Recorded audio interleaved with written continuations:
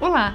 Você sabia que uma das obrigações que serão substituídas com a implantação do e-Social é a Guia de Recolhimento ao FGTS e Informações à Previdência Social, a GFIP? Atualmente, todos os meses, a área de recursos humanos das empresas preenche uma série de dados referentes aos fatos geradores da contribuição previdenciária, FGTS e remunerações dos trabalhadores, além de informar também a atividade econômica preponderante, o enquadramento do FPAS e os códigos de terceiros das entidades beneficiárias das contribuições sociais. Com a entrada do e-Social, essa obrigação será substituída. Contudo, os dados solicitados atualmente na GFIP permanecem no e-Social, ou seja, o e-Social não muda a legislação, apenas altera a forma como esses dados devem ser encaminhados ao governo. Vamos aprender a seguir sobre o enquadramento da atividade econômica preponderante, a classificação do FPAS e os códigos de terceiros.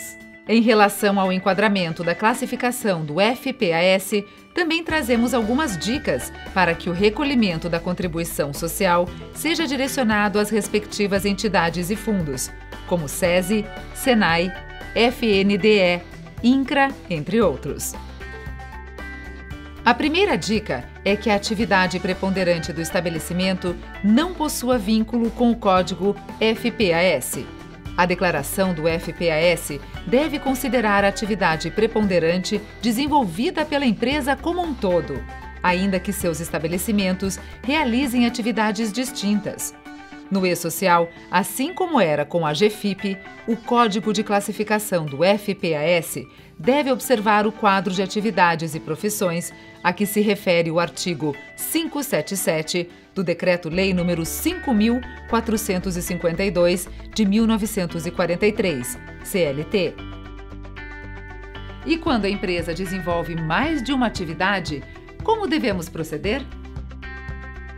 Conforme a Instrução Normativa INRFB 971 do ano 2009, na hipótese de uma empresa desenvolver mais de uma atividade, prevalecerá, para fins de classificação do FPAS, a atividade preponderante, ou seja, a atividade considerada como a que representa o objeto social da empresa e para a qual convergem as demais, em regime de conexão funcional, conforme determina a CLT, artigo 581, parágrafo 2º. Tomando como exemplo uma indústria de calçados, suponhamos que essa empresa possua 4 estabelecimentos: a matriz, que engloba o escritório da empresa, uma filial de fabricação de calçados e 2 estabelecimentos de comercialização desses calçados.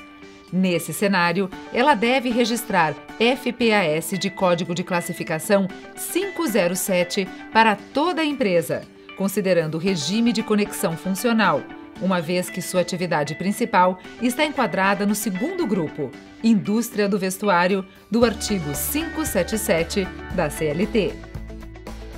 No e-Social, essas informações são preenchidas inicialmente com o cadastro de uma ou mais lotações tributárias.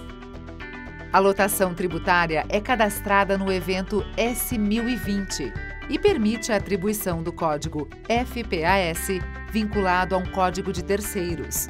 O código de terceiros, que está vinculado ao FPAS, representa as entidades e fundos para os quais a empresa deve contribuir, por exemplo, o SESI, SENAI, FNDE, INCRA, etc. Cada lotação tributária deverá ser vinculada com cada empregado. No e-Social, isso é feito por meio do evento S1200, que trata da remuneração do trabalhador. Suponhamos agora que no mesmo exemplo anterior, da indústria de calçados, a empresa tem um termo de cooperação para recolhimento direto para o SESI e SENAI, apenas para Goiás. Lembrando também que a empresa possui estabelecimentos em São Paulo e, neste caso, sem convênio para arrecadação direta. Para essa empresa, será necessário criar 2 códigos de lotações tributárias no evento S1020 do e-Social. O primeiro código de lotação tributária deve conter o FPAS número 507 e código de terceiros 67. E ainda vincular os empregados dos estabelecimentos localizados em Goiás, por meio do S-1200. A segunda lotação tributária deve conter FPAS 507, também, mas com código de terceiros 79. Lembrando de vincular os empregados dos estabelecimentos localizados em São Paulo. Com isso, finalizamos a nossa aula sobre enquadramento e recolhimento no e-social. Desejando um bom trabalho a todos. Um abraço!